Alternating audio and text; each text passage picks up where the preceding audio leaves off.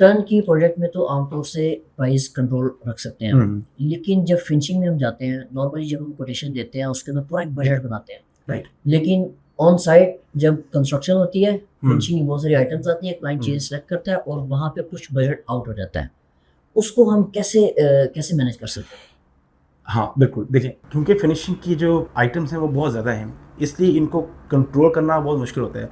For example हमने 150 items की एक फिनिशिंग शीट बनाई, अब उसके अंदर हमने एक-एक चीज़ को वहाँ पे पेन डाउन कर दिया। हमारा एक फिनिशिंग का चार्ट भी है, वो हम इस वीडियो के एंड पे जहाँ पे लगा भी देंगे कि वो फिनिशिंग का चार्ट आप उसको देखें और उसके अकॉर्डिंगली अपनी जो है ना कॉस्टिंग वहाँ पे लगा लें। फॉर एग्ज़ाम्पल वायरिंग की कॉस्ट इतनी आएगी, मुझे ब्रेकर की कॉस्ट इतनी आएगी, सीलिंग की कॉस्ट इतनी आएगी, वुड वर्क की कॉस्ट इतनी आएगी, टाइल की कॉस्ट इतनी आएगी। ये मोटे-मोटे आइटम्स हैं।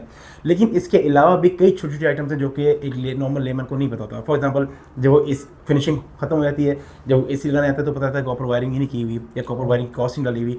तो ये चीज़ें ऐसी जो वो भूल जाते हैं या वो कंसिडर नहीं करते हैं इस चीज़ को। तो ये चीज़ें कंसिडर करने वाली चीज़ें हैं। कई चीज़ें मिस हो जाती हैं या मिस हो गई या फिर हम उसको ओवर प्राइस पे ले आए। फॉर एग्ज़ाम्पल हमारा प्लान था कि हम टेक्निकल शीट में जाएँगे, नॉर्मल शीट में जाएँगे वार्डरोब की, लेकिन हम जब गए तो पसंद आई हमें ग्लास शटर्स, वो महँगे हैं, तो वहाँ पे जाके कॉस्ट ऊपर चली जाती है।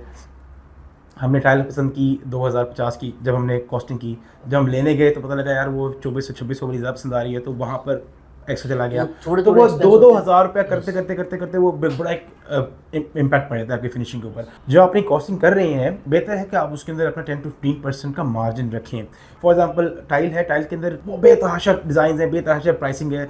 इसी तरह से आप वुड वर्क के अंदर भी जाएँगे तो बेतहाशा आपके पास डिज़ाइन्स हैं। अब एक-एक डिज़ाइन को भी आप चेंज करते हैं तो उसमें बड़ा फ़र्क पड़ता है। तो बेहतर है कि आप इसको 10 टू 15% अपना मार्जिन रखा करें फिनिशिंग की बजटिंग के बाद भी।